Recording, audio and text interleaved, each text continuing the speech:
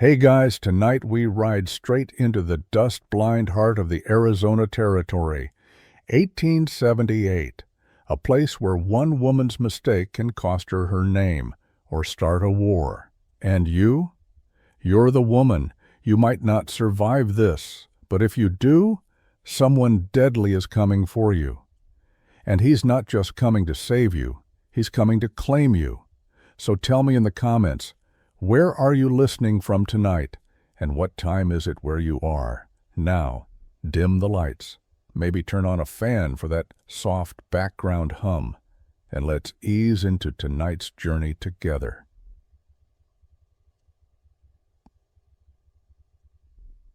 You come to with a jolt, your wrists aching and raw. Rope digs into your skin, coarse and unrelenting. You're lying in the back of a moving wagon, boards beneath you, jarring with every rut in the dirt trail. The taste of dust coats your tongue. Heat presses in from every side, like you've been swallowed by the desert itself. You try to sit, but your shoulders scream with effort. The man driving the wagon glances back. His grin is jagged. "Look who's awake." You remember his voice. The one who called you Elizabeth. But that's not your name. You're Sarah Mitchell. And you've never even been to Prescott. But you've made a mistake, you rasp. He laughs. They all say that. A second man, freckled, maybe 17, rides alongside. He looks at you like he almost believes you, but he says nothing. Just grips the reins a little tighter. You scan the desert. No landmarks, no hope. Only sand, sky, and the bones of the land. Your horse is gone, your knife too. The bundle you packed with care, mother's locket, the money you saved, the buckskin pouch Daniel gave you, is tied behind the saddle of the leader. Hank, the one with the scar, the one who pulled the wanted poster from his bag and said, $200 is $200. He'd smelled like whiskey and bad decisions. He still does. The other two men, silent, wiry, dust-caked, haven't spoken much since you were taken. They just ride and watch, like jackals waiting to see if you'll bleed. You think of Daniel then, dark hair, quiet eyes. The man you healed a year ago by the old water hole. The man you weren't supposed to love. The one they called the Shadow Walker. He said he would come for you. When the moon was full, that was 3 nights ago. You'd waited at Devil's Throne until sunrise. He never came. So you rode east, toward the place he said he might return from. You never made it. The bounty hunters found you first. Now you lie in the wagon, bound, bouncing with every wheel turn, heart thudding behind your ribs like a frightened colt. And you wonder if Daniel even knows you're gone. The sun climbs. Heat pulses like breath against your skin. By midday your lips are cracked. Your blouse sticks to your back. The rope chafes harder as you shift, trying to sit more upright. Billy, the freckle-faced boy, rides closer during a rest stop. "She don't look so good," he says. "She don't need to look good," Hank grunts. "She just needs to stay alive till Prescott." "She's not Elizabeth," Billy mutters. Hank spits. "She's someone worth money. That's all that matters." You swallow against the panic rising in your throat. If you take me to Prescott, they'll know I'm not her. You'll lose your bounty. And if we take you to Tucson instead, the brothel won't care what your name is. Billy looks away. You go quiet. Not out of fear, out of calculation. You need your strength. They don't tie your ankles that night, just your wrists. They're confident, arrogant. You wait until the stars are overhead, until the campfires burned low and snoring fills the canyon walls. Then you start to move, twisting, breathing slow, working the knots against a sharp edge of rock you found beneath the blanket. Time becomes water, flowing and flickering. You're nearly free when a hand clamps over your mouth. "Going somewhere, Mrs. Crawford?" Hank's breath is sour and close. His grip is iron. You fight. He laughs. "You'll get extra guards tonight, sweetheart." Your truss tighter, ankles too, laid beside the fire like cargo. And that's when you hear it, a hawk.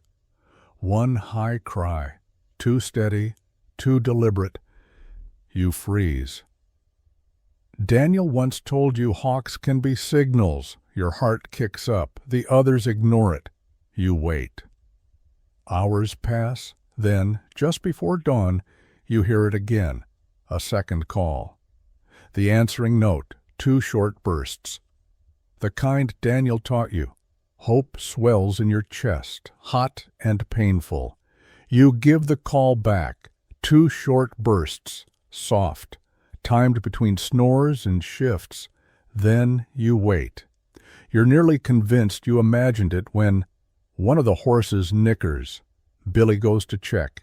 He never makes it. A shadow moves. No sound, no struggle.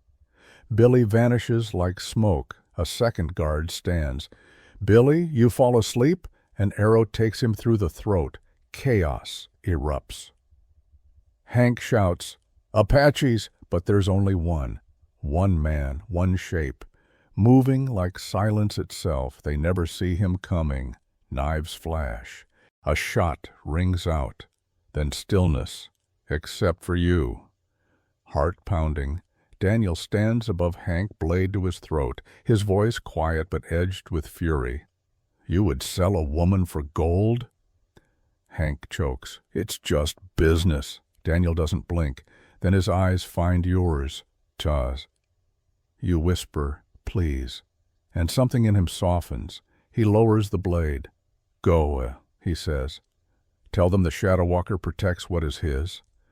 Hank flees, bloodied and limping. Daniel kneels beside you, cuts the ropes. His hands, always sure, are gentle now. "You're hurt. I'll heal." "I thought," he begins. "I waited," you say. "You didn't come." "I did," he replies. "You were gone. I tracked your trail." He touches your face. You close your eyes. "I promised," he says. "And you kept it," you whisper. As dawn spills across the rocks, he lifts you into the saddle. "My people are west," he says. "We'll go there, you'll rest." "And then?" you ask. Daniel smiles, just a little. "Then you become my bride, if that's still your wish." You look behind, at the broken camp, the dying fire. Then forward, at the man who came for you, alone. "It is," you say. And you ride. The horse beneath you moves like breath, steady, silent, alive. Daniel walks beside it, leading you westward across the desert floor. His footsteps make barely a sound. You don't ask how he does that. You already know. He is the shadow. And you? You're the girl who chose to love the danger everyone else warned you about. Your hands still throb where the ropes dug in. Your back aches from the wagon's jolts, but none of that matters now. He came. The sun rises higher, painting the desert in gold and blood. Cactus shadows stretch across cracked earth. Daniel glances at the sky. "We travel by night," he says. "Rest during the heat." You nod. You trust him. When you reach a narrow canyon, he leads you beneath an overhang of red rock. It's cool there, shaded. He unrolls a blanket and gestures for you to sit. You collapse without hesitation. Daniel hands you a canteen. You drink water, cool, sweet, a miracle in your throat. "Eat," he says, handing you a strip of dried meat. You chew slowly, jaw sore, lips split. He watches you, not with pity, but with something older, something like gravity. I tracked the wagon, he says. You covered your trail well. I tried, you say. But they caught me anyway. They weren't looking for you, you pause. What do you mean? They thought you were someone else. Elizabeth Crawford, you whisper. A runaway wife, he nods. A white man's property. You look down. I told them I was Sarah Mitchell. No one listened. They saw what they wanted to see, he says. A woman alone, worth money. The truth tastes bitter. Daniel crouches beside you, opens a small pouch from his belt. Inside, herbs, crushed leaves. He soaks a piece of cloth, presses it to your wrists. You hiss. Sorry. You shake your head. It's fine. You study his hands, the way his fingers move, the scar across his thumb, the old burn near his knuckle, each mark a story he's never told. Did you kill them all? You ask softly. He looks at you. No, I left one. Hank. He nods. You don't ask why, you already know. Mercy is a choice, but sometimes it bites back. Sabesse. By late afternoon, the canyon is warm again, the shadows shrinking. You sit in silence, side by side, watching a line of ants move across the rock. Your father, Daniel says suddenly. Does he know you're gone? He will by now. He'll look for you? You nod. But not in the right direction. He'll assume I went east. I used to talk about Tucson. Daniel nods once. Good. He doesn't ask what kind of man your father is. He doesn't need to. The silence says enough. You lean back, close your eyes. He shifts closer. Then you hear it. A hawk's cry. Your heart stutters. Another signal? No, he says. A watcher. You open your eyes. Apache? He nods. My people know I've returned. They've been watching since sunrise. Will they accept me? You ask. He doesn't answer right away. Instead, he says, they know I was wounded. They know someone kept me alive. You told them about me. He meets your eyes. I said you were brave and that you didn't run. You look away. I ran this time. No, he says. You walked into the storm. That's not the same. You smile faintly. You always see more in me than I do, because it's there. Night falls. Daniel starts a small fire with dry twigs and flint. The flame flickers, barely more than a candle. You curl beneath the blanket. He stays by the fire, sharpening a blade that's already sharp. Why didn't you come? You ask. He doesn't look up. I was delayed. Soldiers between me and the throne. I waited 2 days, found your trail, followed it west. You nod. It's enough. Do you still want to go through with it? He asks after a while. The wedding? He nods. You sit up. Daniel, I crossed a desert for you. I gave up everything I knew. I was ready, even when you didn't show. He finally looks at you. I need to hear it, he says. You don't speak. Instead, you reach into your bundle, pull out the pouch he gave you when he was still recovering, stitched with rabbit fur, lined with dried sage. You press it into his hand. That's my answer. He holds it like it's made of glass. Then he says, sleep. We ride at moonrise. You lie back down, heartbeat steady for the first time in days. And as sleep claims you, you hear his voice, low, soft in the Apache tongue. A blessing. Spoken not to the fire, but to you. Moonrise paints the canyon in silver. You wake with your breath held, because for a moment you forget where you are. Then you see him, Daniel, shadow outlined in starlight, crouched by the embers, checking the straps on your borrowed saddle. Time to ride, he says softly, like a note played low on a bone flute. You stretch, joints cracking, wrists sore but healing. You're already used to moving like this, quiet, watchful, taut as a snare line. That's what survival does. It turns women into weapons. He helps you mount. No words. The night belongs to the wind and the sound of hoofbeats over ancient stone. By sunrise, the land changes. No more blistered flats. Here, the desert breathes. Juniper, mesquite, arroyos laced with winter grass. And ahead, a narrow trail winding through red cliffs. Daniel pulls back the reins, raises one hand, you stop. Then, emerging from behind the ridge, like ghosts from the stone, they come. 3 Apache riders, faces painted, spears upright, eyes unreadable. One is no older than you. One could be your father's age. The third wears an expression carved from centuries. Daniel dismounts first. He speaks in their tongue, measured, grounded, like water over stone. They don't answer.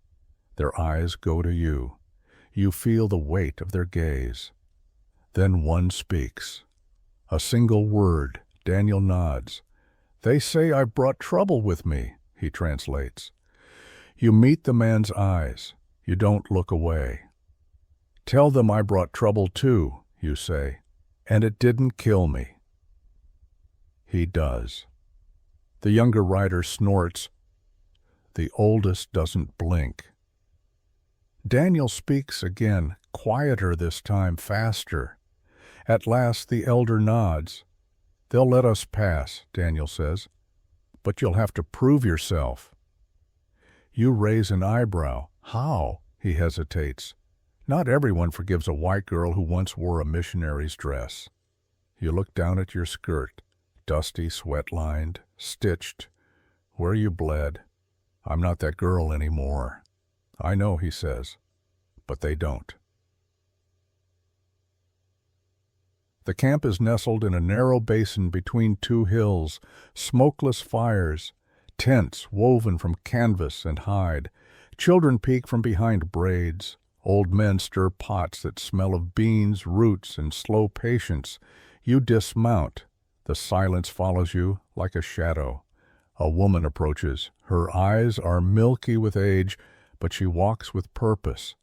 She speaks one sentence, short, clipped. Daniel bows his head. She says you'll stay with her. Her name is Tanta. She's the midwife, and the one who teaches the women to endure. You nod, she gestures, and you follow.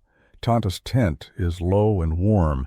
She hands you a bowl of herbs and water, motions for you to wash your hands.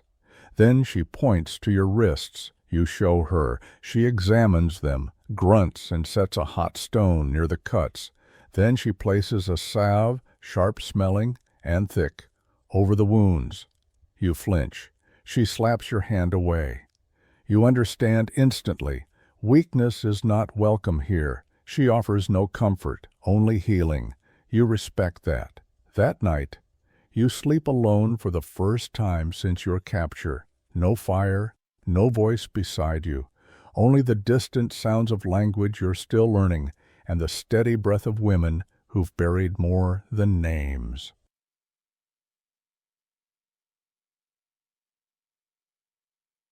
Over the next days, Tanta works you like a mule, grinding roots, boiling leaves, carrying pails.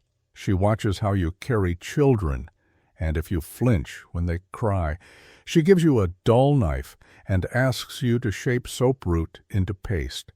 When your fingers blister, she doesn't offer help, just nods when you keep going. Daniel visits once. He brings you a canteen, touches your arm, says, "You don't have to prove anything." You look at Tanta, at the women gathered around her, at the old woman's hands scarred like the desert itself. And you answer, "Yes, I do."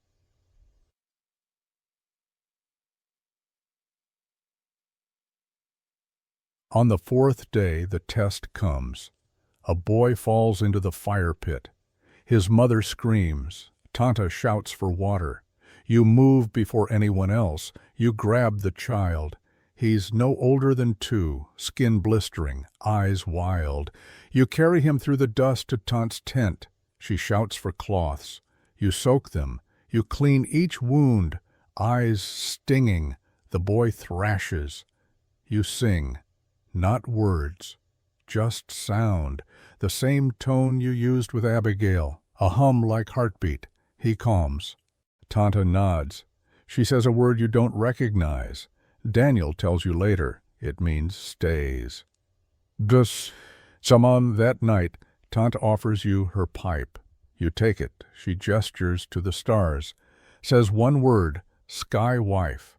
Then she points to Daniel's tent, then to yours, then smiles the first time. It starts with smoke, not the kind from a campfire, thicker, blacker, moving faster than it should. You're hauling water with Tanta when you smell it. She pauses, sniffs once, then drops the pail and shouts a word that splits the air like thunder.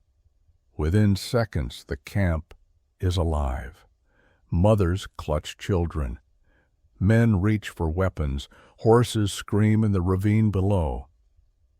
Daniel appears at your side, rifle slung over his shoulder, eyes already tracking the wind. "Riders," he says. "Too many." Your stomach twists. "Soldiers?" He shakes his head. "Worse." You know before he says it. Hank. You told Daniel he spared the wrong man. He knows that now. You grab the medicine pouch Tanta handed you that morning, dried sage, a coin, a sliver of turquoise, and sling it around your neck. He shoves a small blade into your palm. "Hide in the rocks. Don't run. Don't speak. I'm not leaving," you say. You have to. But you don't move. Not this time. You kiss his cheek once, quick, then disappear into the rocks. What follows is chaos. Gunfire cracks the morning in half. A group of bounty riders, 6, maybe 7, rides hard into the basin. 2 wear tattered uniforms. The rest wear greed on their faces. Hank leads them. He shouts your name. "Sarah, we made a deal with the captain. He wants the girl alive." You don't move. You watch. Daniel moves faster than they expect. Shadow behind smoke. He takes down 2 with silent precision. But the soldiers fire wide, careless. A boy falls. The mother screams. You almost run to him, but Tanta grabs your arm from the shadows. "No," she hisses. "Not yet." The gunfire rages. Hank rides closer to the center of camp, firing at tents, scattering the children. That's when Daniel confronts him. They meet near the fire pit, both bleeding, both still standing. "I spared you," Daniel says, voice cold as stone. "And that's why you lose," Hank sneers. He raises his rifle. But Daniel's faster. The blade arcs once. Hank screams, drops the weapon. Daniel doesn't finish him. Not yet. He turns to the soldiers, speaks in their language now. "This is not your land. You've spilled innocent blood." One soldier spits. The other hesitates. Drops his rifle. The rest scatter. Hank is left on the ground clutching his leg. You emerge from the rocks, walk slowly, blade in hand. The camp watches. Your dress is torn. Your hair smells of smoke. But your steps are sure. You reach Hank. He looks up, sneering. "Here to finish it?" "No," you say. You kneel. Take the knife. Press the edge against his cheek, but you don't cut. You press just hard enough to draw a thin line. Then you dip your finger in the blood. Draw a small mark across his forehead. "Go," you say. Tell them this was mercy. Hank stumbles away, bleeding, branded, not as a hero, but as a man spared by a woman with fire in her spine.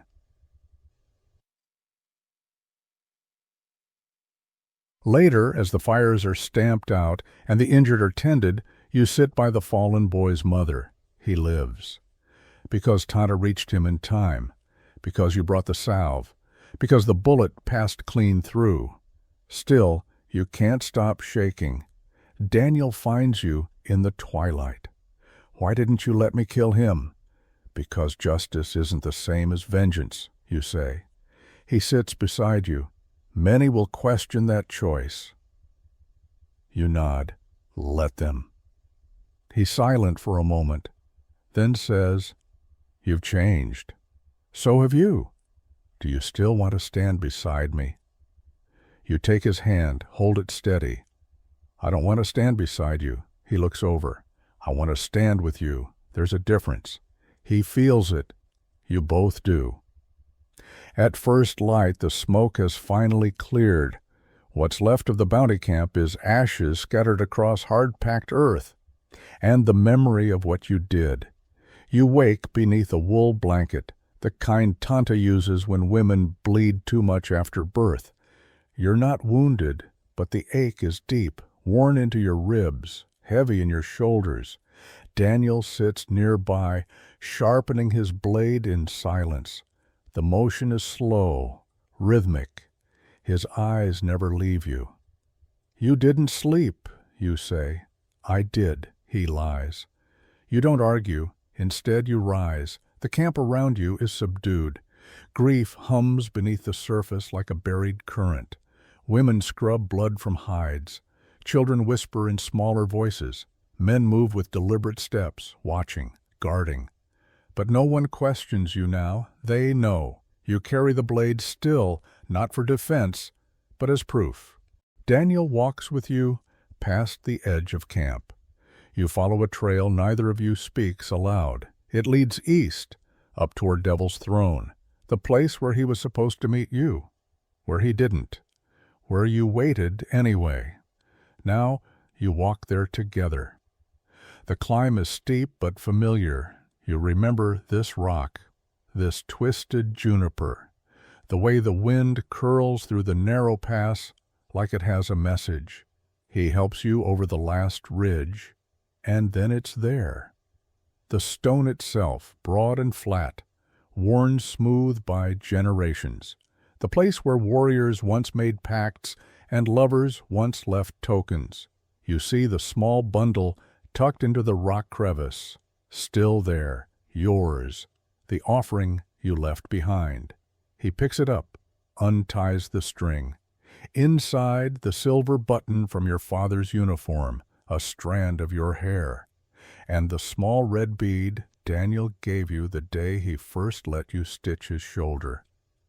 "You left this," he says. "I didn't know if you'd come. I came late, Pa," he says, "but I came." You both kneel at the stone. The wind whistles. "I want to do this right," he says. "This?" He reaches into his shirt and pulls out a strip of leather, tied at one end, a claw, a hawk's, at the other a ring, not gold, not silver, just a carved loop of bone, sanded smooth. "I carved this from the antler of the first deer I ever hunted alone."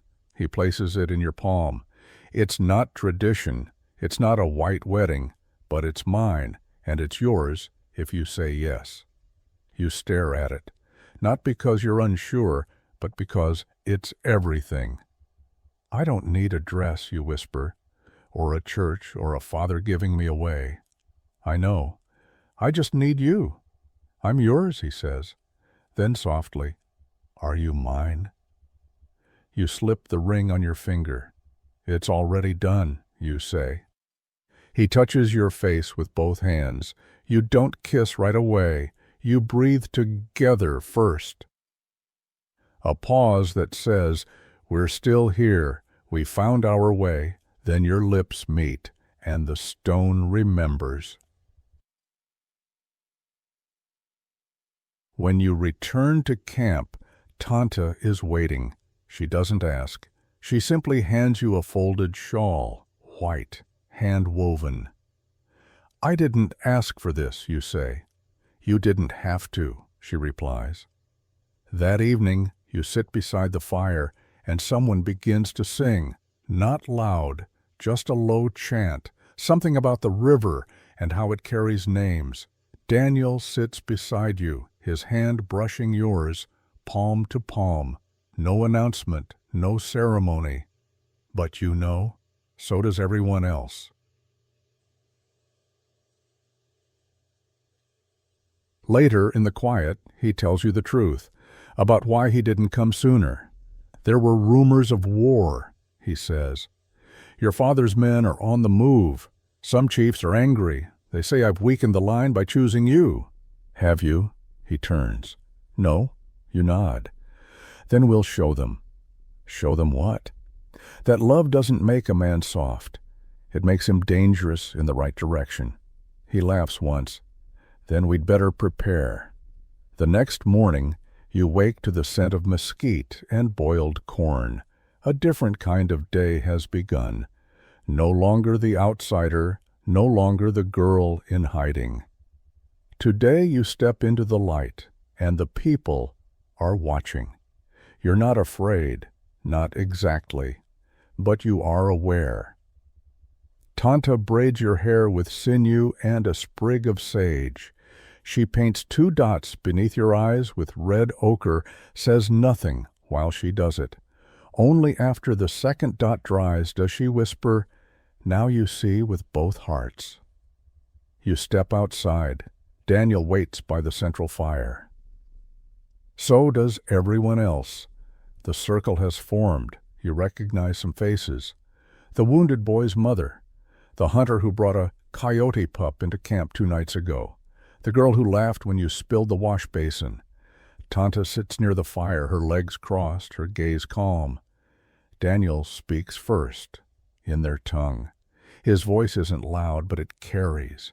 He's explaining what you've done, what you didn't do, how you stayed, how you healed, how you spared the one who should have died. Then he turns to you. They want to hear from you. Your mouth goes dry. What do I say? He looks at you. The truth. So you breathe, step forward, and speak.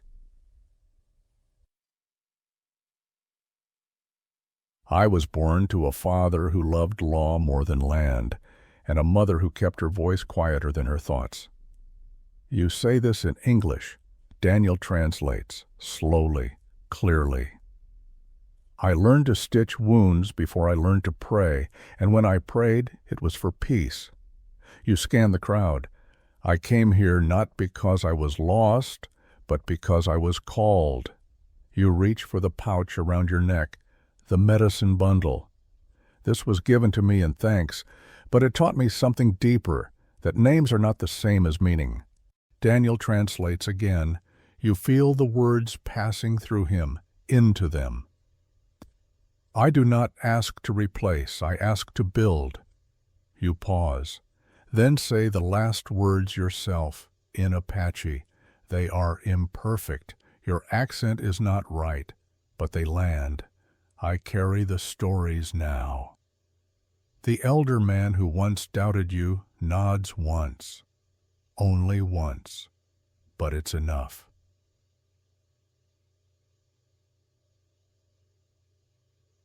After the speech, the ceremony begins. It's not a marriage, not in the white way, and not quite a naming. It's a marking, a recognition. You and Daniel kneel by the fire. An elder woman dips a carved stick into ash and presses it gently against your left shoulder. Then she touches Daniel's chest with the same stick. Ash, shared. Then another man steps forward with a small pot of red pigment. He dips his thumb and smears a single streak along Daniel's jaw. Then another streak along your collarbone. Not paint. Promise. When it's done, no one claps, no one cheers. They just watch, accept, and go about their day. Tanta walks past you and mutters, "Now they'll stop pretending not to stare." Later, in Daniel's tent, you look at your reflection in a copper plate. The ash mark still faintly visible, the red streak dried but stubborn. "It's not coming off," you say. He shrugs. "It's not supposed to." You glance at him. "Do you feel different?" "Yes," he says, "but not for the reason you think." "What reason, then?" He steps behind you, places both hands on your shoulders. "I've walked with warriors, with ghosts, with men who thought killing made them strong." He leans in, voice near your ear. "But today I walked with you, and that made me more." You turn, press your forehead to his. The silence is soft. You don't kiss. You don't need to. This time, it's enough to just be. That evening, someone starts a fire dance. Children leap through the smoke. Women sing. You sit beside Daniel. A girl offers you a carved piece of bone shaped like a hawk. You close your fingers around it. "She said it's for the one who called the hawk twice," Daniel murmurs. You smile, then say, "Will my father come looking for me?" He nods once. He already is. And when he finds us, Daniel doesn't flinch. Then he'll have to decide whether to see me as his enemy or his kin. You breathe in deep. The air smells like ash and cedar and new beginnings. The morning begins with blood on stone, not yours, a goat's, offered quietly at dawn by a wrinkled boy no older than 10. You watch as he places a tuft of sage beside the offering, then walks away without a word. Tanta nods in approval.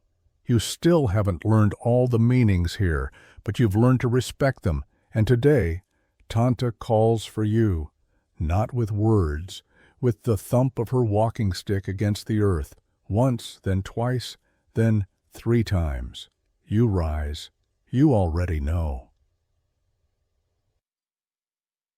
She leads you beyond the camp's edge, past the charcoal outlines of the fire circle, to a narrow trail that cuts through boulders like a wound. The path is ancient, marked with ochre handprints faded by sun and wind. Daniel doesn't follow. You don't ask for him. This is not his path. This one is yours. Tanta walks ahead without turning, steps measured, shoulders straight. You carry nothing but a water skin and a small pouch of tobacco leaves. She gave it to you without explanation.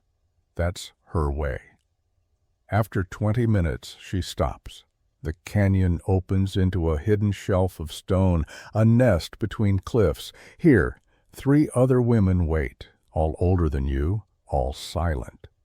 One of them gestures for you to sit. Tanta places a bowl between you all. Inside, smooth river stones, warm to the touch. "This," she says, "is where we decide if your spine bends for love or because it was always soft." You blink, but you don't flinch.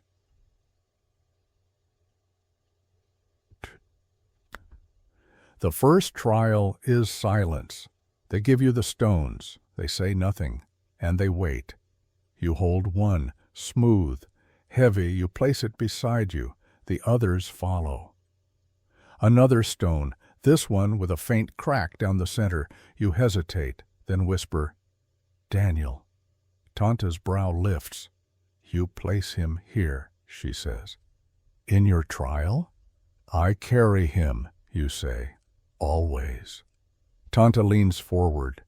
"Do you know what happens when a woman builds her life around a man's body?" You don't answer, because the answer isn't the point, only the question. The next woman drops a stone into the bowl with a clang. "She bleeds," she says. Another drops hers in. She waits. Tanta drops hers last. She forgets. You hold your final stone, small, black, cold. You kiss it and place it in your lap. "I remember." They say nothing. But Tanta leans back, eyes narrowed. That's when you realize this was never a test you could pass, only endure. The second trial is fire, not metaphor, real. They light a fire between you all, low and slow. Tanta hands you a piece of rawhide and a thin stick. You have 1 hour, she says. To do what? Shape the thing you fear. Your hands begin to shake. You kneel, you work. You think of your father's voice when he said, "You're a Mitchell. We don't kneel to red ghosts." You shape the rawhide, curve it, twist the edges. You don't aim for beauty, you aim for truth. When time ends, you hold it up. It's crude, uneven, but unmistakable. A cradle. Tanta's mouth twitches. Then she hands you a knife. "Burn it," she says. You hesitate. "I built this." "Yes," she says. "Now show me whether it owns you." You throw the cradle into the flames. It curls, collapses, turns to ash. Tanta nods. You're ready for the last. The final trial is salt. They hand you a small clay pot. Inside are water. Tanta adds a single pinch of salt, swirls it, then passes it to you. "Drink," she says. You do. It burns, makes your eyes water. "What is this?" You cough. "Truth," she says. "It hurts, but it cleans." You nod. "I can take more." Tanta shakes her head. You've had enough. And just like that, the trial ends. They don't bless you. They don't praise you. They walk away. But when you return to camp, Daniel stands waiting. He touches your shoulder. You made it. You nod. "I think I was always going to." He smiles. "Still, I'm proud." You glance down at your hands, blackened from rawhide soot, creased from gripping the blade. "I don't want to be a hero," you say. "I want to be real." He presses his forehead to yours. You already are. That night, Tanta visits your tent. She says nothing at first. Then she sits beside you, places a flat stone in your palm, etched into it, a spiral. "Wind," she says. "Meaning?" She shrugs. "Changes things, but always comes back." She stands to leave. You stop her. "Was it a test?" She looks back. "All women are tested. This one just had fire." Then she vanishes into the dark. You feel it before you hear it. A wrongness in the air, the way the birds go silent, the shift in the wind, even the horses, restless, stamping the earth like they know something's coming. Daniel steps out of the tent, already armed. You meet him halfway across the camp, the sky behind him gone flat with heat. "They're coming," he says. You don't ask who. You already know. Hank may have limped away from the last ambush with your mercy on his skin, but mercy doesn't make men grateful. He's coming back, and this time he'll want more than money. The riders arrive before sunset. 5 of them, ragged, mean, faces crusted with dust and hate. They ride straight into camp without slowing, past the line of stones that mark the sacred edge. Daniel steps forward, but you step faster, the one in the lead, tall with a stained bandana and the twitch of someone who's waited too long to prove he's dangerous, grins wide. "You must be the bride," he says. You don't answer. Daniel moves beside you, his voice iron. "This land is under protection." Bandana Boy shrugs. "Sure, but we've got business. You've got something of ours." You shake your head. "We gave you your lives." "That ain't what we want." He lifts a folded paper. "Warrant. Official seal smeared in heat. This says you're in violation of federal treaty, harboring fugitives, interfering with justice, harboring her. He points to you. And behind him, 2 more riders, soldiers. The real kind this time. Daniel's shoulders tense. So do yours. But you don't retreat. You speak first. There was no justice when you took me, and there won't be justice if you try again. One of the soldiers steps forward, young, nervous. We were told there was a threat to settlers, armed renegades. Daniel stares him down. No threat here. The soldier looks unsure, but Bandana Boy grins wider. That's funny, because it looks like you've built yourself a little fort. He nods to his men. One moves toward the tents. Daniel draws his blade. So do others. Then it happens fast. Too fast. A shot, smoke, screaming. One of the Apache boys is down. Shoulder, not heart, but blood spreads fast across dirt. You run, not away, toward. You grab him, press fabric to the wound. Gunfire explodes around you.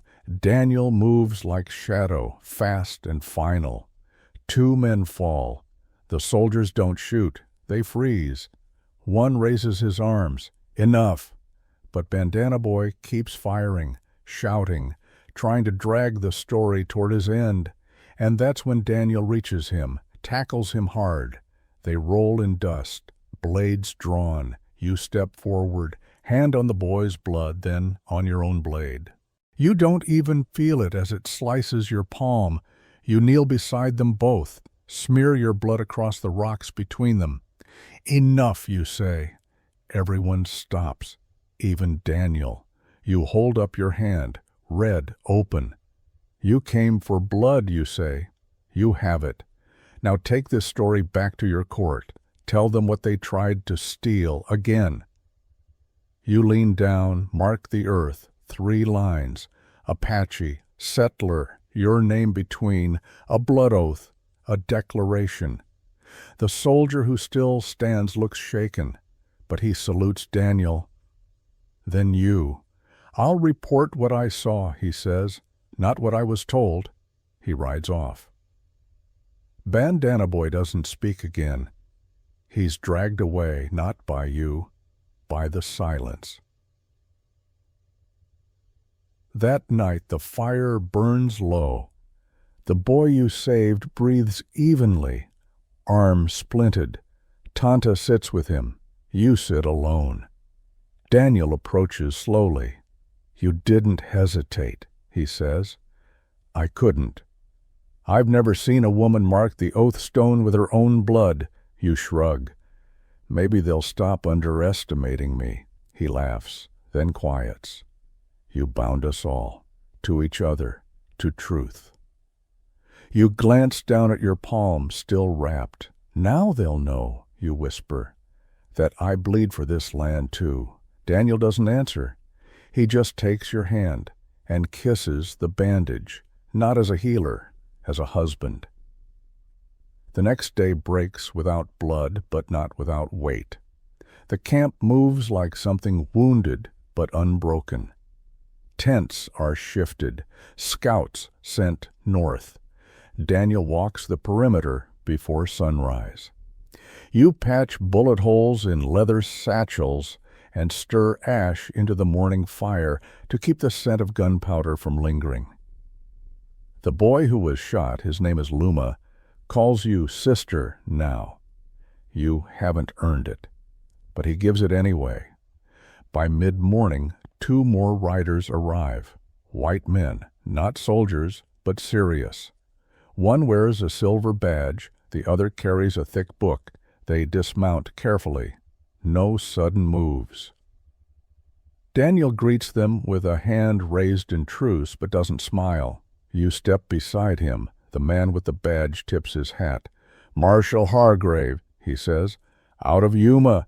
This is Mr. Ezra Dent, court-appointed territorial arbiter. You narrow your eyes.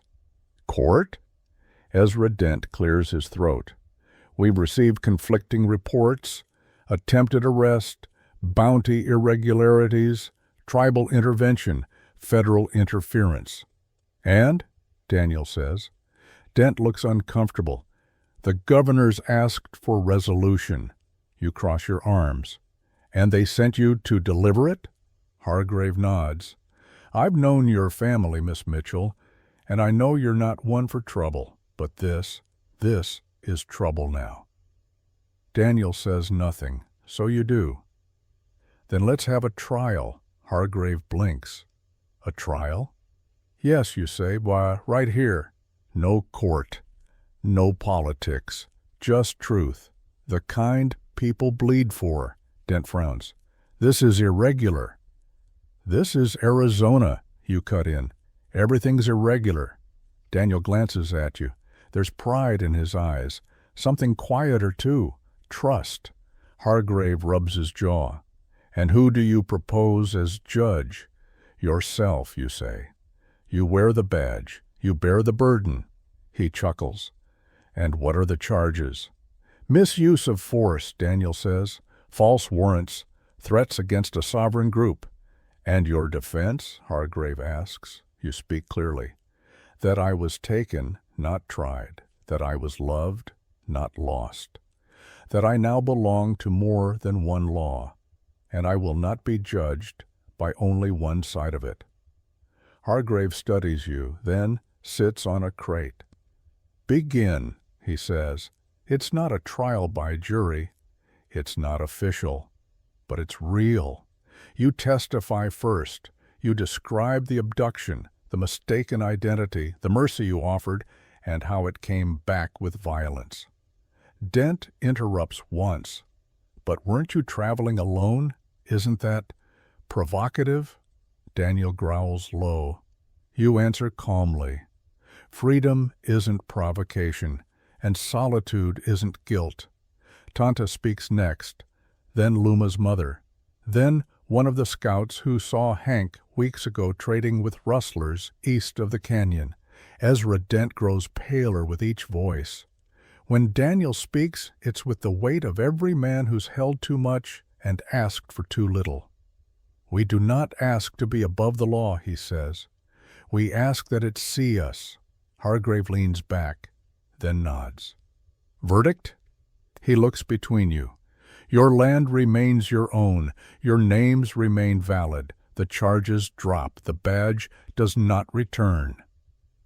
He holds up the silver star, drops it in the dust. No applause, just breath. Then the quiet shiver of something changing. Later, you find Daniel near the creek. He's sharpening his blade again. You did something today, he says. So did you. No, he says. You spoke between two worlds, and neither world turned away. You kneel beside him. Was that justice? It's a start. He hands you the knife. Sharpen this, he says. Why so? Because the next time they come, we don't speak. You nod. But inside, you hope the next voice that rises is yours, and that it still matters. The wind is sharp the next morning. It snakes through the camp like it's trying to carry something off. Maybe the memory of what happened, or maybe just the smoke that still lingers in the folds of your dress. You sit by the fire with a basin of water, sleeves rolled to your elbows, scrubbing the ash and blood from Luma's bandages. Daniel approaches quietly. He watches you for a moment before speaking. There's a council forming. You stop. Here? No, South Fork. Near the old mission, tribal leaders, a few settlers, some army eyes. You look up. They want us there? They want you? You blink. Why? Because your blood is on the stone now. You rub your hands dry. I didn't bleed for politics. I know. But that's what they'll make it. He doesn't deny it. Instead, he says, we go at sunset. The ride to the old mission is long and quiet. Daniel doesn't speak much. His hands stay tight on the reins. You watch the desert roll by. Mesquite and bones, dry river beds, and birds that circle but never land. When you arrive, the mission's walls rise pale and cracked against the sky. The door has no hinges anymore, just a curtain of canvas. Inside, it's cool. Stone floor, one long table. Around it, 12 men, 2 women. You're the youngest by a decade. Daniel places his knife on the table. You do the same. The gesture means we came open-handed. Hargrave's there, so is Dent. So is a man wearing cavalry blue with eyes like glass. They talk for a while, not to you, around you. Treaty lines, water rights, patrol zones. Then someone mentions your name, loudly. Mitchell. You straighten. She's a Mitchell girl. That family holds 600 acres outside Tucson. I hold nothing, you say. I left it. The man narrows his eyes. And you took up with the enemy. Daniel doesn't move, but you do. You walk to the table, unwrap your palm. The scar is thin now, pale, but it runs from thumb to wrist. I bled here, you say, on this land, for this peace. So did others. You point to Dent, to cover the lies of men like him. Dent flinches. You point to Hargrave, to make up for law that couldn't protect the right woman at the right time. Then you look at Daniel, and for a man who gave mercy when no one told him to. You lean forward. You don't have to like me. You don't even have to trust me. But I am the bridge now, and you can walk across me or drown without me. The room is quiet. The soldier speaks. If she signs the treaty, others will follow. Even settlers? He nods. Some. Enough. A vote is held. It passes, not because they want it, because they see no other way. Afterward, outside, Daniel takes your hand. You didn't have to show the scar. Yes, I did. Why? Because they still think words are stronger than wounds. He squeezes your fingers. They're wrong. You smile. I know. On the ride back, you stop once, at a ridge that overlooks the basin. You can see your camp from here. Small fires, movement, a world you've chosen. You dismount. Daniel does too. He walks a few paces ahead, then turns. There's still more coming, he says. You nod. There always is. He reaches into his pouch, pulls out a needle, thread. What's that for? Your shoulder, he says. Time to mark it. You pause, then pull your shirt off one side. He threads the needle, dips it in ink from a tiny gourd, and with his free hand steadies your skin. 3 marks, one for the cradle, one for the oath, and one for the child neither of you have spoken of yet. When he finishes, you breathe deep. It stings, but not enough to matter. It'll stay, he says. Good, you reply. So will I. The letter arrives 3 days later, delivered not by courier, but by a boy on a donkey too small for the saddle. He rides into camp at dusk, cheeks chapped from the wind, eyes too wide for his age. You kneel to meet him. Who sent you? You ask. He shrugs. Man at the fork said it's time. Time. You know what he means before you break the seal. The paper is stiff, folded tight. You recognize the handwriting immediately, your father's. You read it beside the fire. Sarah. If you've become what they say, I will come. If you are still mine, I will listen. But either way, I cannot let this lie. Meet me at Bitter Ridge. You know the place. At sunrise. Come alone. T. Mitchell. You sit with the letter for hours. Daniel doesn't ask what it says. He doesn't have to. You hand it to him anyway. He reads it once. Then again, then folds it and hands it back. "I'll ride with you," he says. "I can't ask that. You didn't." A soft spot. Bitter Ridge hasn't changed since you were a girl. It's where you learned to shoot, where your mother used to hum while boiling coffee in the tin pot, where your father taught you the difference between justice and anger. He's already there when you arrive, alone as promised. But you know there are men nearby, watching, just outside the canyon curve. That's how he's always done things, fair but guarded. He looks older. His beard is white now. His hat sits heavy. His rifle leans against a stone. "Sarah," he says. You nod. "Father." He doesn't hug you, just gestures for you to sit. You do. Daniel stays just out of view, giving you the space you didn't ask for, but need. "You're alive," your father says. "I am." "And married?" "Yes." "To him." You don't blink. "Yes." He studies you like your map with half the ink faded. "I raised you better." "No," you say. "You raised me careful. I got better on my own." That lands. Hard. He sighs, pulls out his flask, offers it. You shake your head. He takes a sip, then says, "They want to hang the man who let you go." "Hank?" He nods. "I don't care what they do to him. I thought you spared him." "I did," you say, "but that doesn't mean I owe him anything more." Your father nods slowly. "That's the line, isn't it?" he says, "between being merciful and being a fool." You say nothing. He reaches into his coat, pulls out something wrapped in leather, a photograph, faded. You, as a child, in a dress too big, smiling with a gap in your teeth. He sets it between you. "I don't understand, Jim," he says, "but I want to." You swallow, hard. "You raised me to live by rules you thought would keep me safe." He nods. "But I learned something else," you say.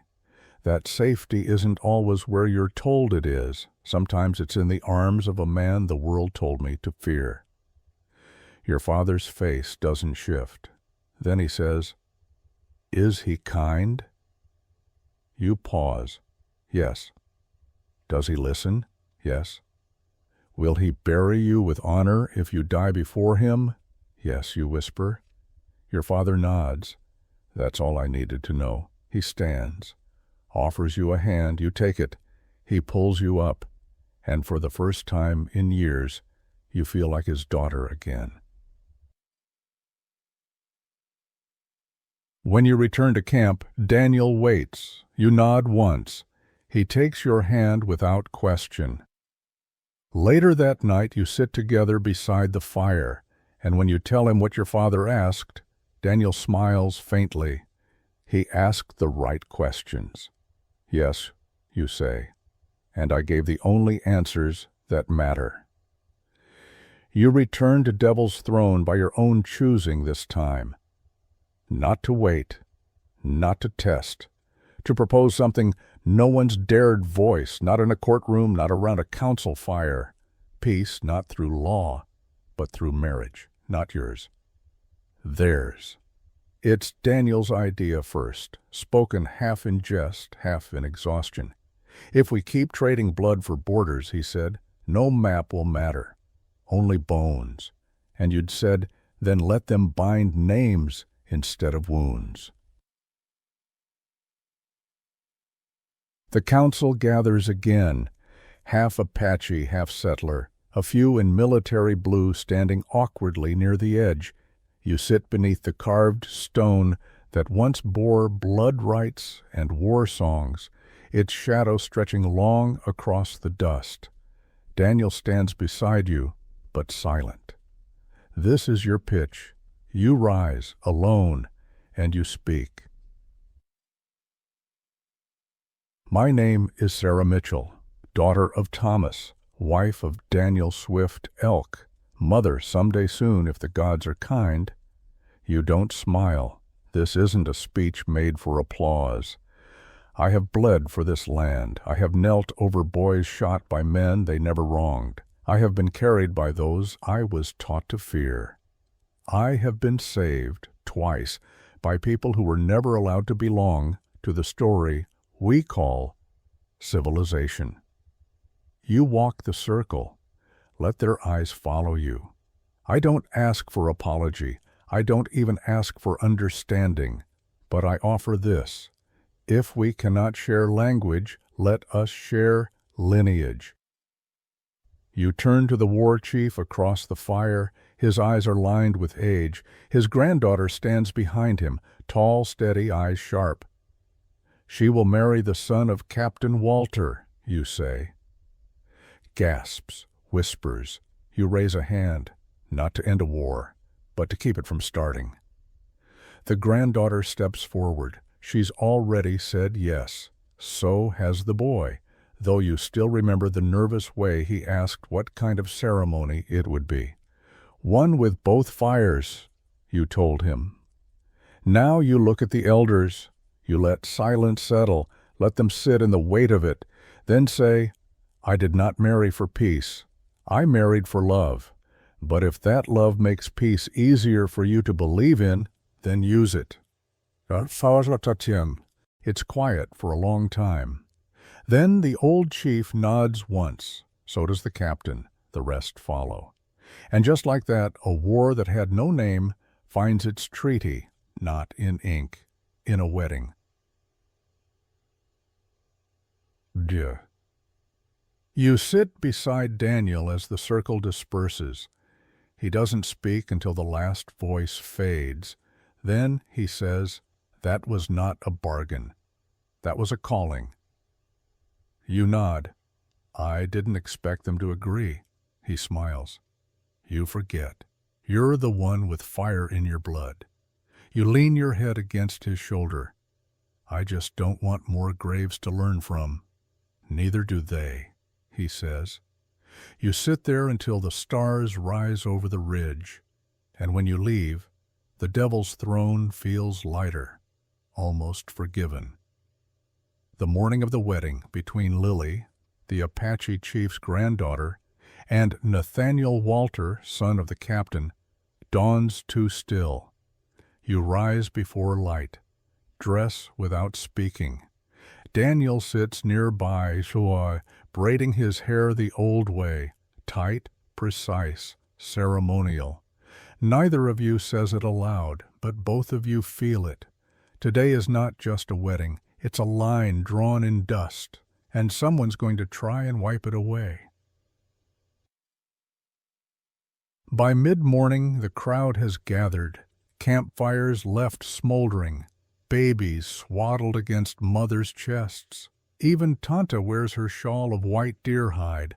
Lily stands tall in a dress made of river shell beads. Nathaniel wears his father's coat with the buttons removed, his own quiet rebellion stitched in absence. You smile at them.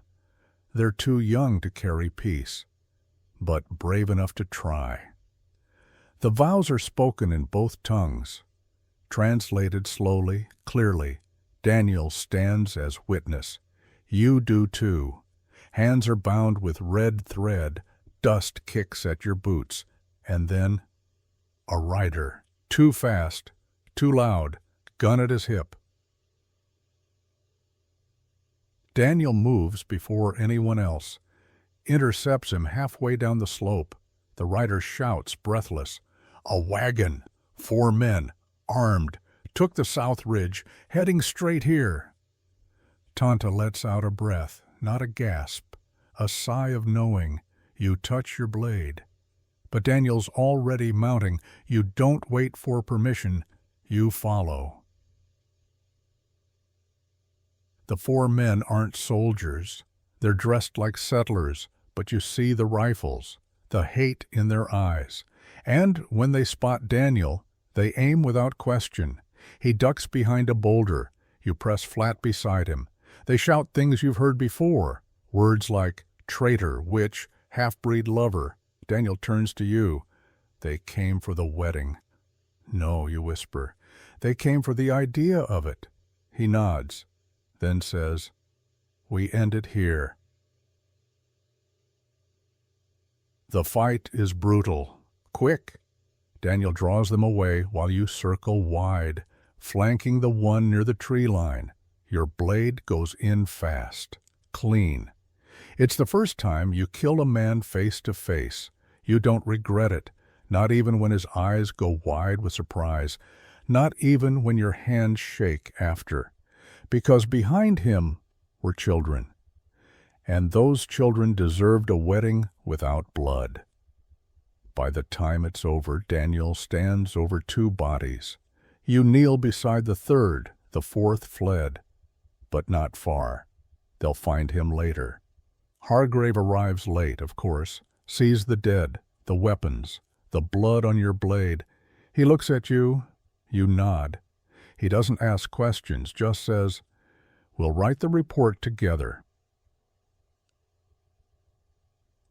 Back at camp, Lily and Nathaniel are standing where they left them, the red thread still uncut. You walk straight up, cut it, tie it. Now it holds, you say. Nathaniel's hands shake. Lily doesn't flinch. You turn to the crowd, speak loud enough to carry. Let no man take what 2 hearts give freely. They nod. They believe you now, because your blade is still wet, and your voice doesn't tremble. That night, Daniel finds you alone, staring at your hands. He kneels, takes one in his. You whisper, I killed a man today. He would have killed more, I know. Then don't mourn him. Mourn the world that made him. You look at Daniel, at the firelight dancing in his eyes, and you whisper, hold me. He does, for a long time. You spend the next week carving things, not just words, shapes, symbols. You etch names into stone, one for each man who died at the wedding's edge, even the ones who didn't deserve it. Daniel helps you gather the rocks, stack them, not graves, reminders. Because forgetting, he says, is how we get here again. He doesn't mean just you and him. He means everyone. At dawn, you and Daniel kneel beside the small rise just beyond the devil's throne. You carry a bundle wrapped in buckskin and bound with thread, half red, half white. Inside a carved hawk, a ring of bone, 2 bullets fired during the ambush, and a single page torn from your father's journal. You bury it together. He pours water on the dirt.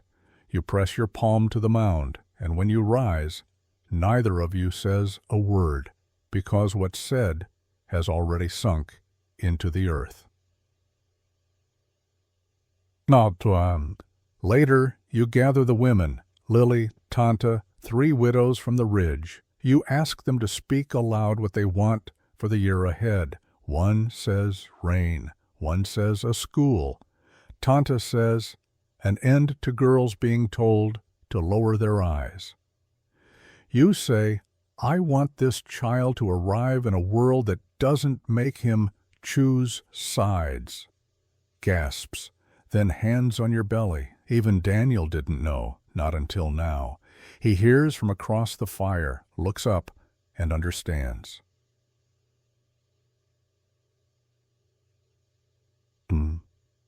That night, under a sky so clear it looks like glass, he lies beside you with one hand over the curve that isn't visible yet. You've made me many things, he says, but this... He doesn't finish. You kiss his hand. Then stay alive, you say, because I want this child to know your voice before anything else. He nods. I'll speak often, he says, so they recognize my footsteps when they first stand.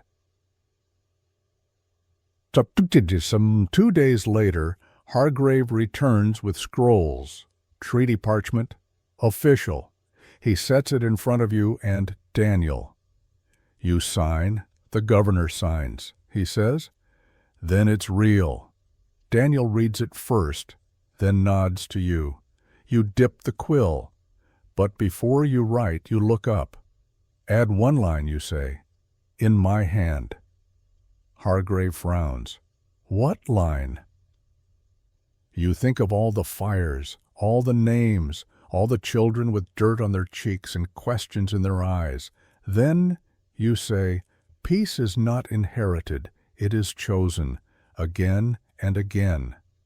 Hargrave nods, writes it, hands you the page. You sign. So does Daniel, so does Lily, so does Nathaniel, so does Tanta, and just like that, it's done. The next morning, Daniel carves a second ring. This one isn't for you, it's for the child. He doesn't know the name yet, neither do you. But he makes the band large, so the child can grow into it. He sets it on the windowsill, lets the sun catch it, lets it wait. The baby comes at dawn, not in a panic, not in a storm, just as the sky begins to split from indigo to gold, when the birds are still clearing their throats and the ground is soft with dew. You grip the blanket tight, Tanta's voice steady at your ear, Daniel's hand cradling your neck. No screams, only breath. You breathe like you've been taught, like every breath is a fire you're meant to walk through. And when the child slides free, wet and angry and impossibly real, everything in you stills. It's a boy, tiny, dark-eyed, fists already curled like he's ready to defend the peace you bled for. Tanta wraps him in rabbit hide and places him on your chest. You feel Daniel's hand press over both of you, grounding you to the moment. You've never been more here than now. 3 days later, the camp gathers, not to name the child, but to welcome him. Daniel carries him to the fire circle. You walk beside them, slower than before, but taller somehow. Lily leads the chant. Nathaniel holds the hawk carving you gave him at his wedding. Tanta offers the ashes from the first fire you ever lit here, smoke and memory and beginnings. The boy doesn't cry, he stares, as if he knows already that he's the bridge now, between people, between wounds, between suns.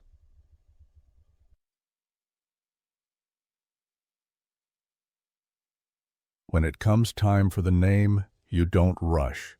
You look at Daniel. He nods. You speak it softly. Talon James Swift Elk. The name carries, through the circle, up into the sky. Later that night, you sit by the cradle, Daniel carved in silence for weeks while you slept.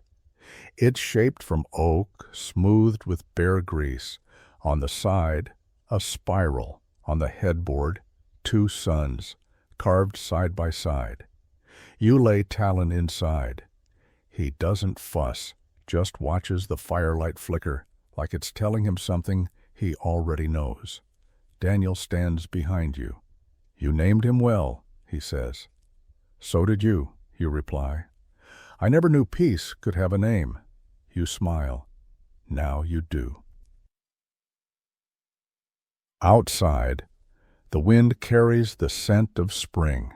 Not the kind you hope for, the kind you earned. People will come again, some kind, some cruel. Treaties will strain, crops will fail, guns will be drawn. But tonight a cradle doesn't creak, it sings. And in a world still unsure how to hold 2 truths at once, your child sleeps between them, untroubled, whole.